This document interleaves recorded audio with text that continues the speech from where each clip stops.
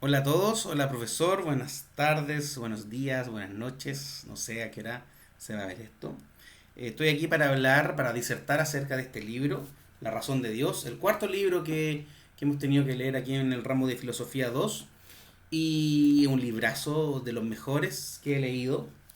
¿Ya? Lo leí por allá por el 2015 y ahora por este ramo fui invitado a leerlo nuevamente. Y de verdad ha sido una bendición para mi vida. Eh, por supuesto que lo leeré nuevamente. Es un hecho en algún minuto de mi vida.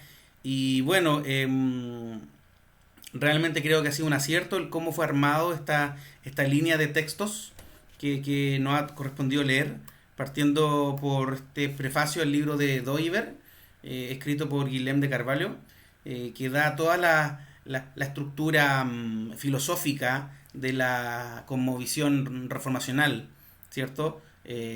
Muy interesante. Luego, Albert Walters nos dio el andamiaje, como él mismo dice, o creo que Gojín lo dice en el libro de Albert Walters, las vigas acerca de esta perspectiva reformacional de la vida, ¿sí? Donde nos presenta esta triada, ¿no? Eh, creación, caída y redención. Y luego Nancy Pearcey le va poniendo material, ¿no es cierto?, sólido a, a esta visión, a esta cosmovisión en su libro Verdad Total, donde nos habla acerca de cómo en la historia el hombre ha rechazado a Dios a partir de la idea moderna y de este dualismo, ¿no? Y cómo bajó ella al, a la iglesia, a la realidad, a la vida, ¿cierto? A la vida cotidiana también. Para finalizar con la razón de Dios, que donde Timothy Keller baja aún más hasta, pienso yo, hasta llegar al corazón, ¿cierto? Al corazón. Este libro está dividido en dos partes, ¿sí? Está dividido en dos partes. El salto de la duda en la primera parte y las razones de la fe en la segunda parte. ¿Sí? En el salto de la duda lo que hace Tim Keller es analizar y en cierto modo derribar, pero no derribar ofensivamente, sino que dialogando y hablando de testimonios, hablando de historias, anécdotas que a él le han ocurrido, conversaciones que él ha tenido en su labor pastoral, eh, y se presentan la mayoría de acusaciones contra el cristianismo, ¿cierto?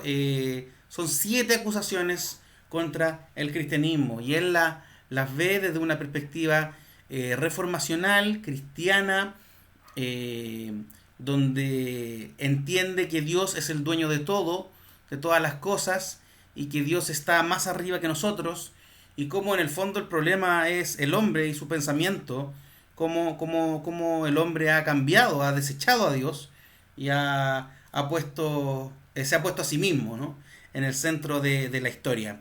Y cómo esta perspectiva, por supuesto, que es errada y las consecuencias de la misma, que por supuesto la hemos visto en los textos anteriores, ¿cierto? Estas acusaciones de que la Biblia no puede tomarse literal, de que es posible que un Dios bueno pueda enviar a los hombres al infierno, cómo un Dios bueno permite el sufrimiento, esta idea de la única religión verdadera, tan chocante para la gente de esta era, ¿cierto? Cómo la iglesia es acusada de ser responsable de mucha injusticia y otras, ¿cierto? Esta afirmación que a mí me pareció muy curiosa, que según la ciencia el cristianismo es un error, ¿sí? Y otras tantas acusaciones que el mundo, que a lo mejor nosotros mismos hemos escuchado en nuestros trabajos, en nuestras familias, en nuestros barrios, y cómo Keller responde, pero en ningún caso, la verdad es que al igual que los otros 3 autores anteriores, en ningún caso atacando, en ningún caso siendo agresivo, ofensivo o violento, sino que solamente dialogando, como ya dije, filosofando, eh, hablando racionalmente de las verdades bíblicas y cómo las verdades bíblicas tienen realmente una sensatez y una lógica tremenda y cómo las verdades modernas, las verdades postmodernas en estos tiempos, como incluso las verdades dualistas griegas en la antigüedad, cómo estas verdades son livianas, son frágiles y no tienen sustento. ¿Sí? Me gusta cómo dialoga con con los ateos practicantes, como Dawkins, como Sam Harris, ¿sí? Y cómo los cita, cómo expone ahí sus textos y cómo él, con mucha claridad, brillante, responde a estas acusaciones de una manera magistral, de una manera muy sabia. Y la segunda parte, como ya mencioné, se llama Las razones de la fe, donde Keller expone estas verdades, pero no como un tratado teológico sistemático, sino de la misma manera, dialogando, filosofando, también dialogando con otras perspectivas, incluso con otras perspectivas cristianas, ¿sí? Se hace cargo, ¿sí?, de los errores de la iglesia, también en el tomo anterior, en la primera parte, también se hace cargo de los errores, de los pecados de la iglesia, pero habla acerca de las verdades básicas cristianas, ¿ya? Parte hablando de los indicios de Dios, ¿sí? Estas verdades que no demuestran científicamente la existencia de Dios, pero sí da indicios de verdad realmente hermosos, estremecedores y a la vez razonables. ¿Ya? Indicios que la mayoría de las personas puede tomar como, sí, la verdad es que esto tiene mucho sentido. Y quizás el cristianismo es verdadero. ¿Ya? Luego avanza con el conocimiento de Dios, donde él no busca demostrar la existencia de Dios, sino que asume que todos sabemos que existe Dios.